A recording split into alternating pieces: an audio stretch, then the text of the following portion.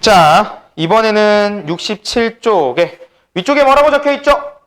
원과 직선의 위치 관계. 자, 위치 관계라는 건 사실 여러분들이 이미 보았습니다. 뭘 봤냐면 이런 거야.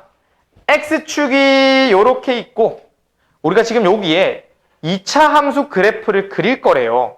그럼 쌤이 2차 함수 그래프와 생길 수 있는 전체 총 유형은 몇 가지가 있다고 했죠? 세 가지. 그 세 가지가 첫 번째 얘, 두 번째 얘, 세 번째 얘. 뭐였습니까?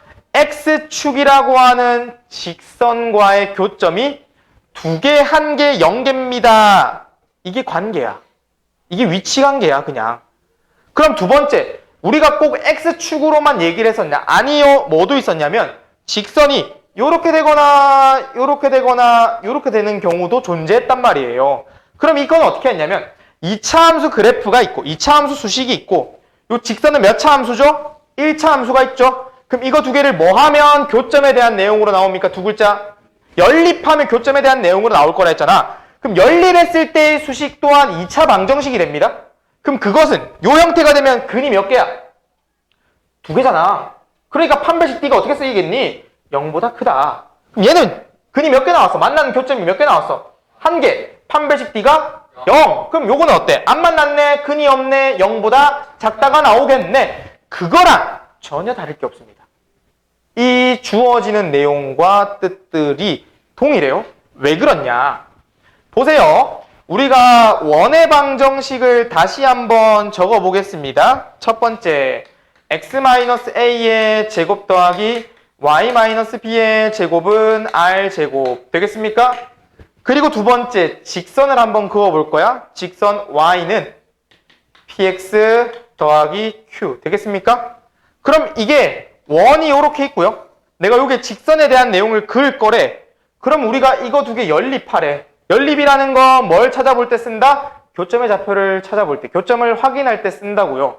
그러면 연립이라는 건 요놈의 변수를 뭐 해주는 거예요? 가감하거나 대입하는 거잖아. 근데 이렇게 차수가 다른 경우에는 뭘 많이 썼니? 우리가 연립 2차 방정식 때를 생각해봐.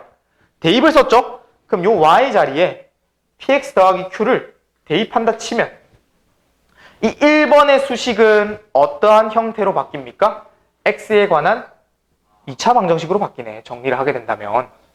그럼 x에 관한 2차 방정식이면 그것의 교점의 좌표, 그것의 연립했을 때의 결과물이 나올 수 있는 형태가 몇 가지밖에 없다는 거야. 3가지밖에 없다는 거야. 연립했을 때의 그 2차 방정식의 근은 방금 전에 봤던 것처럼 2개가 나오거나 하나가 나오거나 안 나오거나. 그럼 우리가 이렇게 되는 위치 관계가 뭐냐? 요놈의 수식의 위치 관계가 뭐냐? 아, 원과 직선이 만나는 교점이 2개예요. 그러니까 교점의 좌표가 2개 생긴 위치 관계입니다. 라고 불러주는 거고요. 그럼 얘는 그러면 어떻게 불러주면 되겠어? 그것의 위치 관계가 교점이 하나입니다. 그럼 이거를 뭐라 하냐? 접합니다. 원과 직선이 서로 접하게 생겼어요. 교점이 하나예요. 중근을 가져요. 이런 느낌으로 가져가는 겁니다. 그럼 세 번째는 어떻게 되는 거야? 안 만난다. 만나지 않는다. 교점의 좌표가 없다. 그럼 우리가 일반적으로 쓰던 것처럼 얘가 나왔다는 건 뭘 쓰면 돼? 근이 2개네요. 근이 2개인 거의 수식은 뭐가 되는 거야? 판별식 D가 0보다 크면 되겠네. 요놈의 연립한 방정식의 판 D가 0보다 크면 되는 거야. 그럼 얘는 0이랑 같다 하면 되겠네. 그럼 마지막 얘는 0보다 작다. 그러니까 너희가 하던 그 판별식 D가 여전히 원의 방정식에서도 뭐한다? 성립한다는 겁니다. 판별식 D가 0보다 크다, 0이다, 0보다 작다가 만나는 점의 개수로부터 2개, 1개, 0개. 교점의 좌표가 2개, 1개, 0개. 그러니까 원과 직선 또한 2개, 1개, 0개로부터 구별할 수가 있더라. 이렇게. 근데 이거는 식상해. 왜 식상하냐면 여러분들이 결국 연립에서부터 그 수식을 사용하던 형태잖아. 그래가지고 우리가 계속 언급하는 거 원의 방정식 쪽에서는 풀이법이 하나만 있지 않았죠? 하나가 더 있습니다. 하나를 어떻게 생각할 거냐면 우리가 똑같은 D인데 이 라지 D 말고 스몰 d라고 썼던 내용이 있었습니다. 그게 뭐였죠? 우리 누구를 했을 때 d라고 하는 약자를 또 썼었지. 점과 직선 사이의 거리 공식. 자, 다시 점과 직선 사이의 거리 공식은 어떻게 했어? 우리가 x1, y1이 존재한다고 했을 때 ax 더하기 by 더하기 c는 0이라고 하는 직선이 나왔다면 점과 직선 사이 거리 공식 d라고 하는 건 어떻게? 루트 a제곱 플러스 b제곱 분의 절대값의 ax1, by1 더하기 c. 지금 이거 할 때 술술술 나와야 됩니다. 그래야 가능성이 있어요. 지금 계속 외워야 돼. 복습해야 돼. 됩니까? 그러면 이거가, 자, 이 판별식 d는 살짝 지울게. 우리가 뭔 말을 할 거냐면 원의 중심점이 여기 있다고 칠게요. 그러면 이 원이라고 하는 거의 기능은 반지름과의 거리가 항상 일정하잖아. 모든 그 원의 정으로부터 다 일정하게 반지름의 길이만큼 떨어져 있지, 원의 중심에서. 그럼 내가 이 원의 중심에서 이 첫 번째 1번으로 던져져 있는 직선까지 점과 직선 사이의 거리를 D1이라고 해보겠습니다. 그럼 이 D1이라는 내용과 반지름이랑 비교를 해봐. D1과 반지름 R을 비교해보세요. 누가 더 크죠? 반지름의 길이가 더 크죠? 그럼 이래 되면 이런 느낌인 거야. 자, 원이 이렇게 있어요.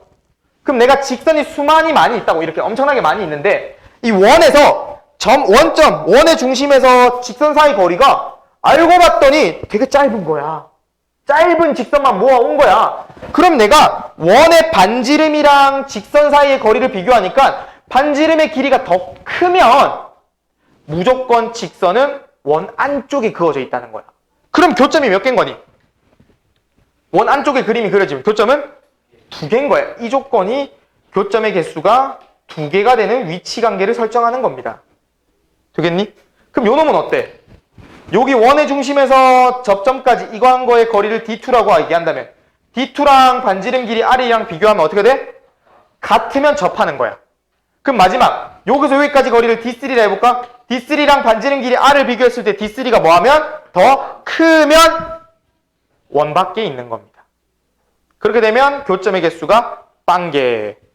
그렇게 해서 67쪽에 있는 내용을 보세요. 판별식 D를 쓸 수도 있고 원의 중심과 직선 사이의 거리를 써서 뭐가 된다? 그 D라고 하는 것과 반지름 길이 R을 비교했을 때 누가 더 크냐에 따라 교점의 개수를 정해줄 수가 있다. 같다를 기준으로, 같다가 원점이 다시 교점이 하나, 그리고 D1이 더 작게 된다면, 반지름의 길이가 더 크다면 어떻게? 2개.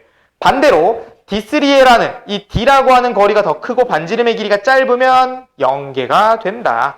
이렇게 위치관계에 대한 내용을 정의하고 설명했습니다. 그럼 우리가 이 친구를 통해서 다음에 있는 필수 예제들의 내용은 다양한 방식으로 접근이 가능하다는 겁니다. 여기까지 정리해 볼게요.